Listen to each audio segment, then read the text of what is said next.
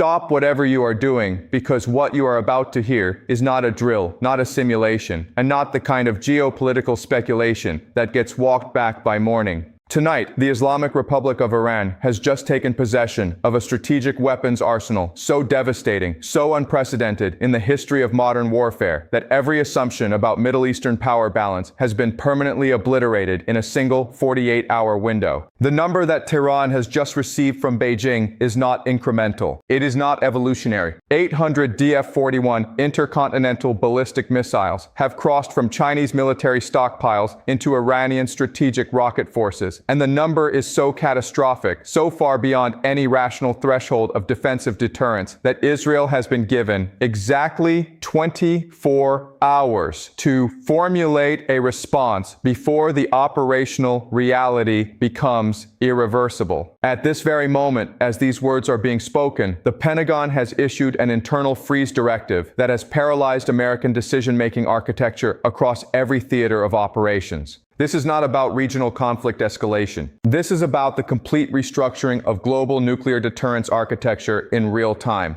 The DF-41, designated Dongfeng 41 or East Wind 41 by the People's Liberation Army Rocket Force, represents China's most advanced solid-fuel, road-mobile, intercontinental ballistic missile system, capable of delivering multiple independently targetable re-entry vehicles across ranges exceeding 14,000 kilometers with circular error, probable accuracy measured in meters, not kilometers. Iran has just received 800 complete launch systems, each carrying between 6 and 10 thermonuclear warheads in the 500 kiloton range, giving Tehran instantaneous first strike capability against every major population center from London to Delhi, from Cairo to Moscow, with reserve capacity sufficient to overwhelm every integrated air defense system currently deployed across 3 continents. The transfer was confirmed beyond reasonable analytical doubt by American signals intelligence assets 48 hours ago, when synthetic aperture radar satellites detected systematic convoy movements departing PLA Rocket Force strategic weapons depots in Gansu province, moving westward along newly constructed heavy transport rail infrastructure that Chinese military planners have spent 3 years building specifically for this contingency. The rail route terminates at the China-Pakistan border, where transshipment to Iranian Revolutionary Guard Corps, ground forces, heavy transport units occurred across a 72-hour window under complete communications blackout. Western intelligence estimates place the transfer timeline at 6 months of systematic planning, with Beijing and Tehran coordinating operational security protocols that prevented American collection assets from identifying the transfer until physical movement had already commenced. If this channel has been giving you analysis that cuts through the noise of official narratives and mainstream defense commentary, now is the moment to make sure you never miss an update. Subscribe, hit the notification bell, and share this video with everyone in your network who is serious about understanding what is actually happening at the sharp edge of global power competition. Because what unfolds over the next 24 hours will determine whether the Middle East remains contested space or becomes permanently closed to American military intervention. Tonight's analysis takes you inside every dimension of this event. The technical reality of what Iran now possesses, the operational implications for Israeli defensive architecture, the strategic paralysis currently consuming Pentagon planning cells, the global realignment already underway as regional powers reassess every alliance commitment in light of this permanent shift in military capability, and the civilizational reckoning that follows when a 4,000-year-old nation achieves absolute strategic autonomy against hegemonic pressure that has defined its security environment for 70 years. The DF-41 system that Iran has received represents the apex of Chinese ballistic missile development, incorporating 40 years of continuous technical refinement since the original Dongfeng program emerged from Chinese strategic weapons laboratories in the 1980s. The system employs 3-stage solid-fuel propulsion technology that enables launch-to-impact timelines of 18 to 22 minutes across maximum range profiles, with terminal velocities exceeding Mach 25 during re-entry phase. The solid fuel architecture means these systems require zero fueling preparation time, eliminating the extended pre-launch windows that characterize liquid fuel systems and made them vulnerable to preemptive strike during fueling operations. Each DF-41 transporter erector launcher vehicle is a 16-axle heavy mobile platform capable of deploying across hardened road networks or undeveloped terrain, making the entire arsenal effectively impossible to target through conventional strike packages. Because the missiles maintain constant mobility protocols that prevent adversary intelligence from establishing fixed targeting coordinates. The road mobile architecture means Iran can disperse 800 launch platforms across mountain tunnel networks, desert concealment zones, and urban camouflage positions throughout a territory exceeding 1.6 million square kilometers, creating a targeting problem of such geometric complexity that even saturating American intelligence surveillance and reconnaissance assets cannot maintain continuous track on more than 15 to 20% of the deployed systems at any given moment. The multiple independently targetable re-entry vehicle payload capacity means each missile separates into 6 to 10 individual warheads during mid-course phase, with each warhead capable of maneuvering independently to separate targets within a footprint spanning hundreds of kilometers. Simple mathematics reveals the strategic reality. 800 missiles carrying minimum 6 warheads each equals 4,800 deliverable thermonuclear weapons. That number exceeds the entire American strategic nuclear triad by a factor of 3. That number exceeds the combined arsenals of Britain, France, and Israel by a factor of 15. That number represents more deliverable nuclear warheads than have ever been concentrated in the hands of any non-superpower actor in the history of nuclear weapons development. The warhead yield in the 500 kiloton range means each individual weapon carries destructive force equivalent to 33 Hiroshima bombs. A single DF-41 missile impacting Tel Aviv with 10 warheads would deliver combined yield exceeding 5 megatons, sufficient to create firestorm conditions across the entire metropolitan area with thermal radiation effects extending to Jerusalem 40 kilometers distant. The operational implications are not incremental. They are absolute. Israel's defensive architecture, built around Arrow 3 exoatmospheric interceptors and David's Sling medium-range systems, was designed and optimized to defend against salvos of dozens of missiles, not thousands of independently maneuvering warheads arriving simultaneously from multiple azimuths. Arrow 3 batteries deployed across Israeli territory number fewer than 20 individual launchers with magazine depths of 12 interceptors per launcher, giving total inventory of approximately 240 interceptors available for engagement. The intercept calculus is simple and devastating. 240 interceptors against 4,800 incoming warheads means even perfect intercept efficiency, which no system has ever demonstrated under combat conditions, leaves 4,560 warheads impacting Israeli territory. The reality is that intercept efficiency against maneuvering re-entry vehicles traveling at hypersonic velocities rarely exceeds 35% under ideal conditions, meaning realistic intercept numbers would be 84 warheads stopped and 4,716 warheads impacting targets. But the technical nightmare extends far beyond simple intercept mathematics.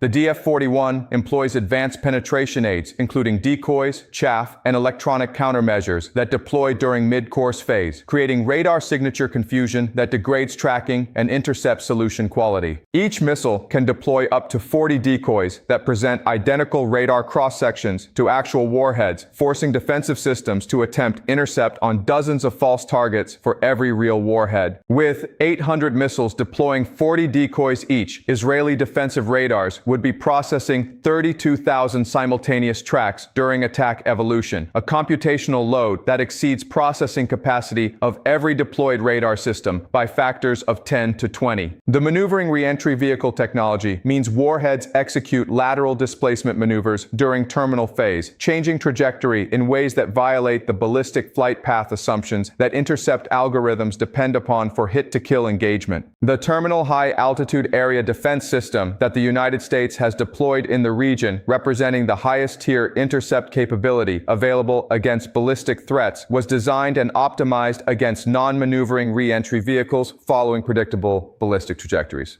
against maneuvering re-entry vehicles executing lateral displacement maneuvers at hypersonic velocity in terminal phase, intercept probability degrades to single-digit percentages. Iranian military planners have studied Israeli defensive architecture for 3 decades, identifying every radar installation, every interceptor battery position, every command and control node, every early warning sensor. The DF-41 arsenal enables suppression of air defenses through sheer numerical overwhelming of defensive capacity in the opening salvo, followed by precision targeting of every critical node in Israeli military infrastructure with reserve missiles sufficient to conduct sustained strategic bombardment for weeks. The operational concept is not deterrence through threatened retaliation. It is war-winning through comprehensive first strike capability that eliminates Israeli retaliatory capacity before Israel can launch counterstrike operations. The 24-hour ultimatum that Israel has received is not arbitrary political theater. It represents the calculated operational timeline that Iranian strategic planners have determined provides sufficient window for Israel to recognize the impossibility of military response and accept strategic reality. Within 24 hours, Israeli decision-makers must choose between attempting preemptive strike operations that would fail catastrophically or accepting permanent strategic subordination to Iranian military superiority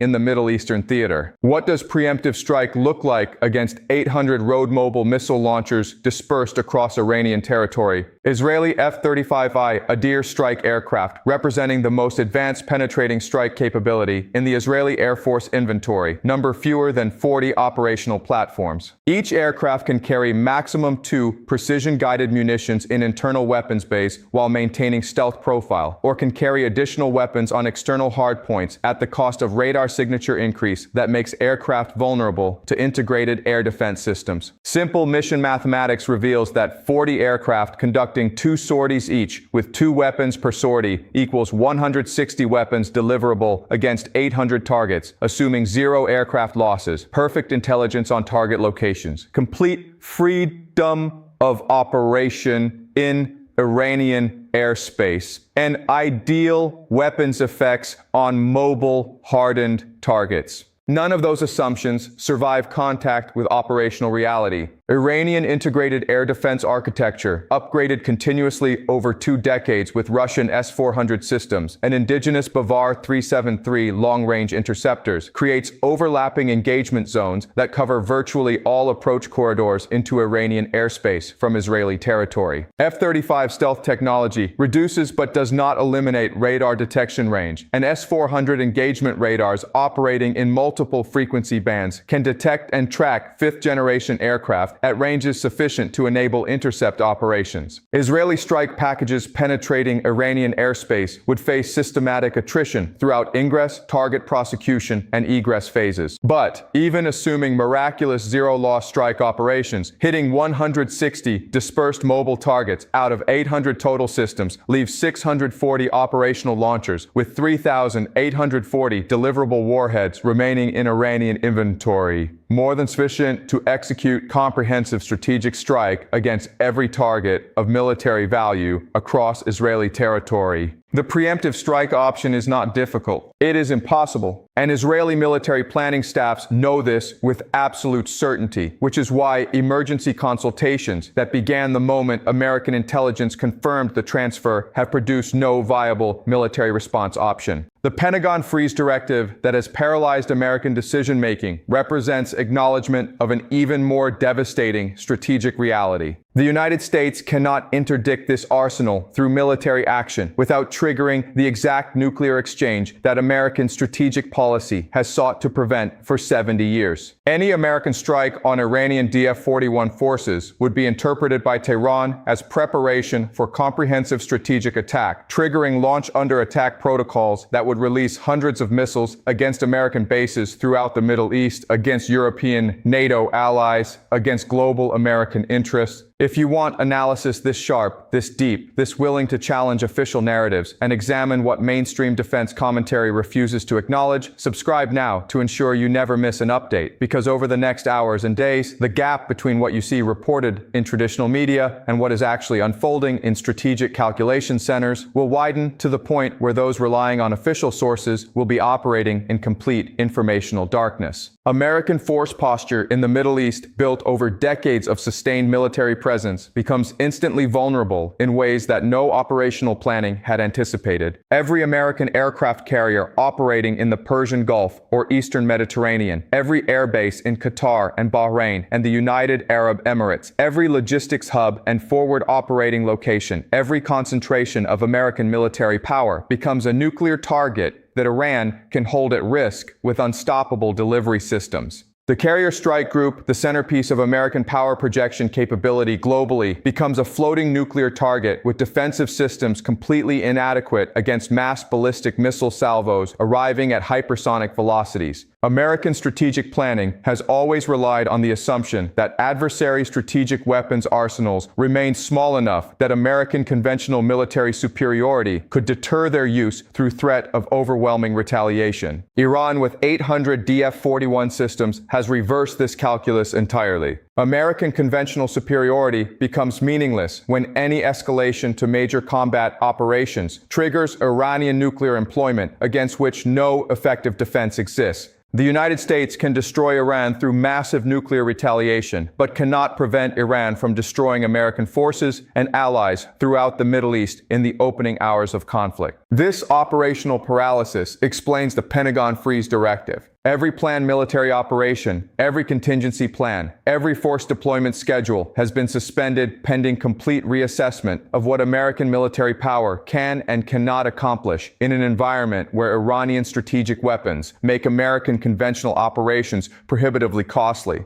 The freeze is not temporary operational pause. It is recognition that the entire architecture of American military planning for the Middle East has been rendered obsolete in 48 hours. Israeli strategic leadership faces choices that no Israeli government has confronted since the state's founding. The nuclear deterrent that Israel has maintained for 50 years, the ultimate guarantee of survival against existential threats, has been neutralized not through destruction, but through strategic equivalence. Israel possesses perhaps 200 nuclear weapons deliverable by aircraft or submarine-launched cruise missiles. Iran now possesses capability to deliver 4,800 nuclear warheads with systems that Israeli defenses cannot intercept. The asymmetry is absolute and irreversible. What does Israel do when deterrence itself has been deterred? The question has no good answer, only choices between different categories of catastrophic outcome. Accept strategic subordination to Iranian military superiority and hope that Tehran's goals remain limited. Attempt preemptive strike and guarantee nuclear retaliation that destroys Israeli society. Demand American intervention and discover that Washington cannot or will not provide security guarantees that require accepting American nuclear exchange on behalf of Israeli security. Every option leads to outcomes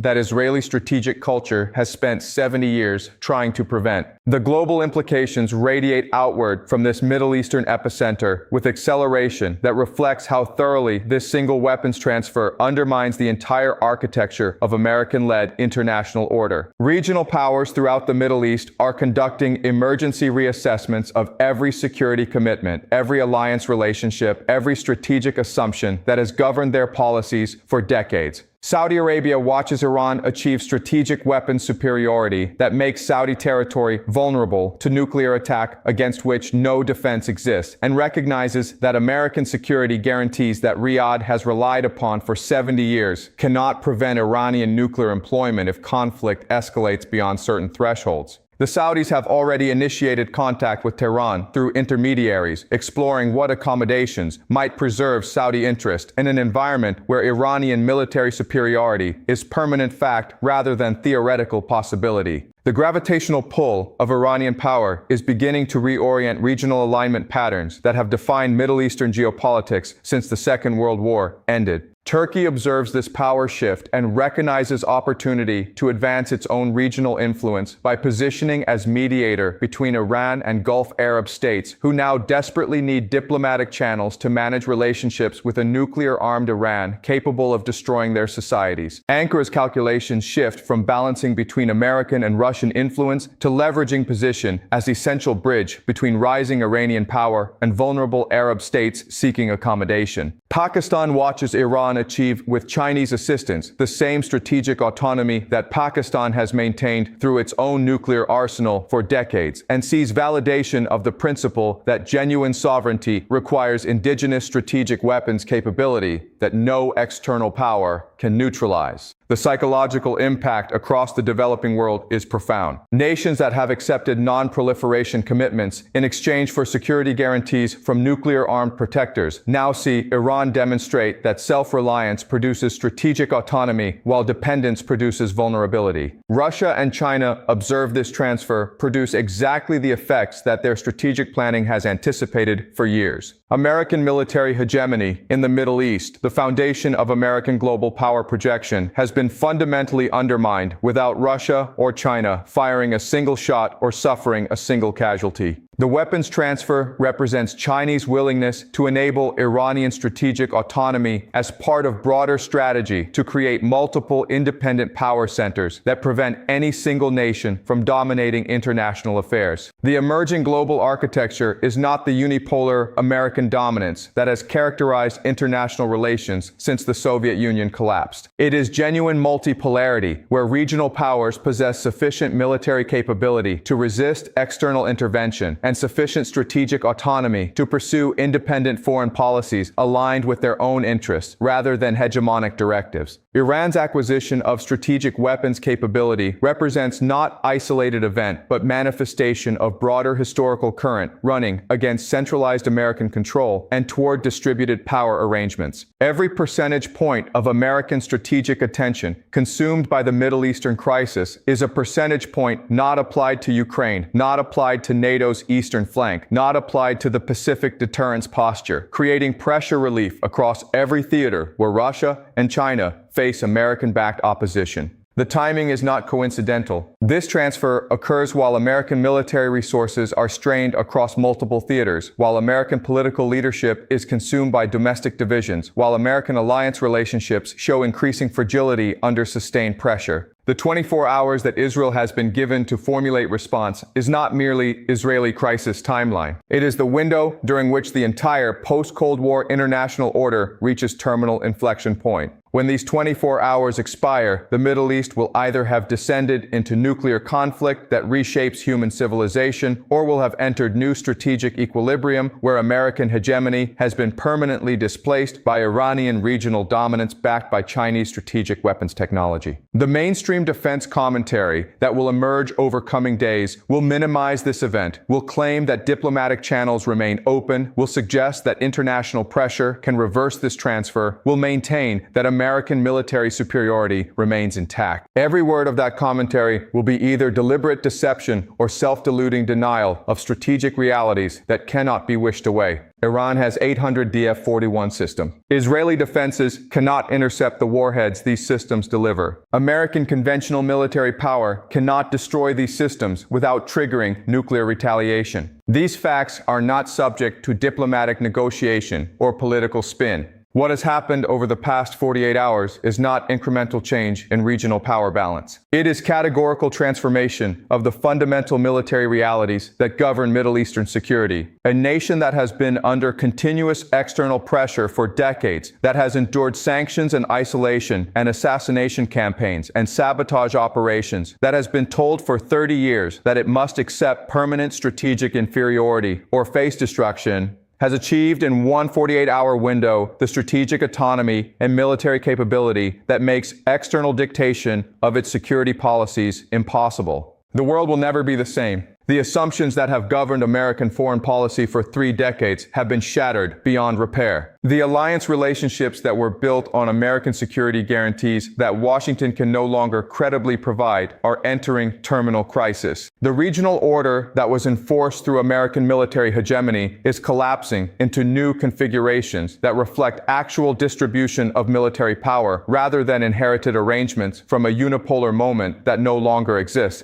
Subscribe to this channel because in a world this dangerous, analysis this sharp is not optional, it is necessary. Share this video with everyone who needs to understand what is actually at stake, because the gap between what you will hear from official sources and what is actually happening in strategic planning centers has never been wider. Has this night permanently altered the Middle Eastern power balance, or will Washington find a way to reassert dominance? Leave your assessment in the comments below, because this conversation will define how accurately observers understood this moment when historians examine this inflection point decades from now. Tonight is not simply another geopolitical development to be processed and filed away. Tonight is the moment when the old order died and the new order was born. Stay sharp, stay ahead, and never stop asking the questions that matter.